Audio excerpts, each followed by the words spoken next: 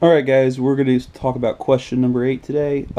Question 8 is 8x to the fourth minus 1 is equal to which one of these?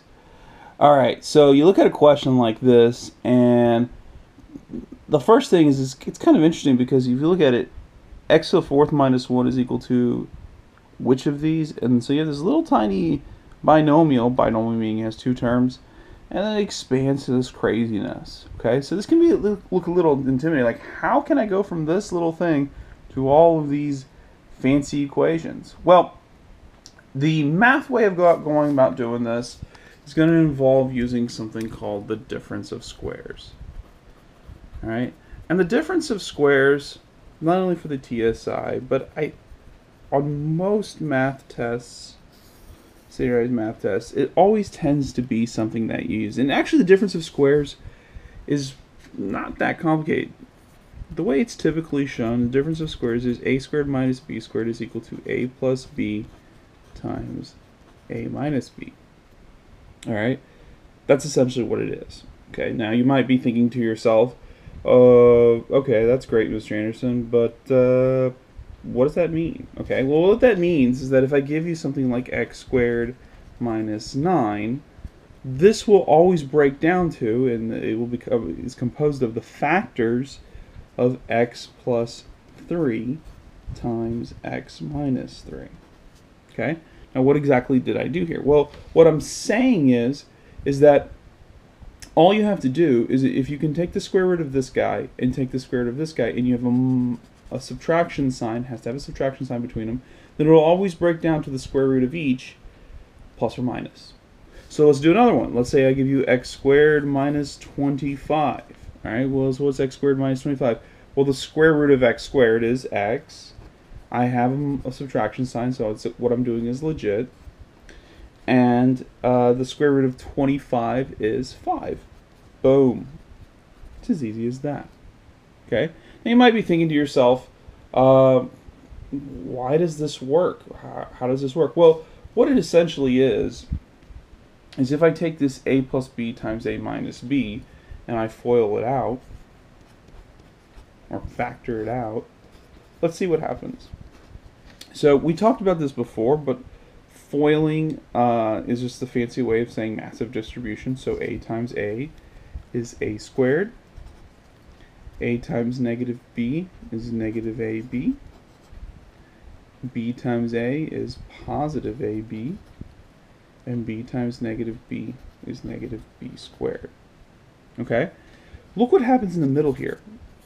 Okay? Negative ab, or minus ab plus ab, these values, since they're like terms as negative 1 plus 1, they're going to cancel out.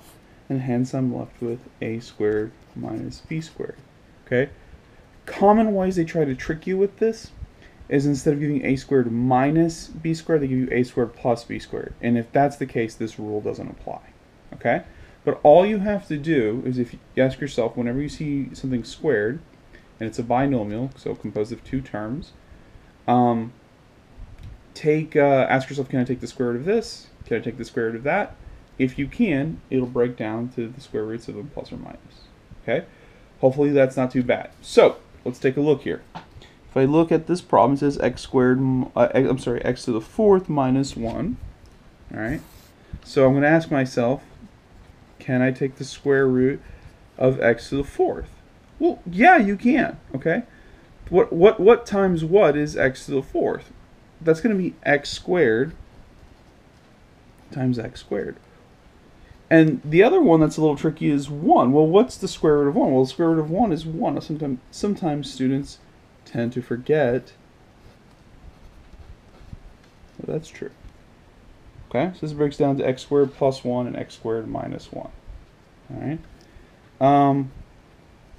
The next bit is I'll go through my answer choices and I'll see if that's any of the answer choices. And it looks similar to answer choice B, but that's not exactly right. Okay, because I have x squared plus 1, not x plus 1 squared. Okay, so watch yourself there. The next move is to do what? Well, none of the answer choices match, so what happens? Do I get scared? Do I start crying? Do I crawl into the fetal position?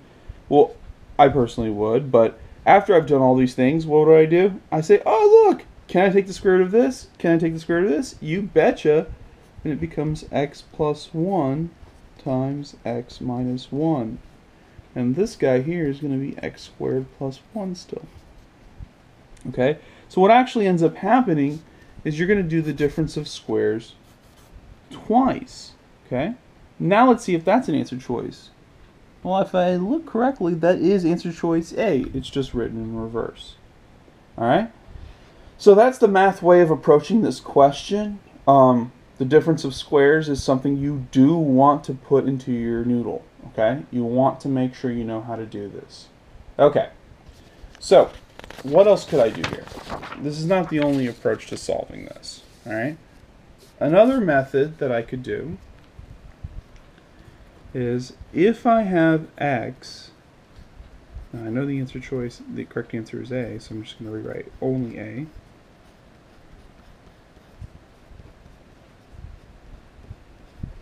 If you have x in the question and in the answer choices, you can just plug in a number.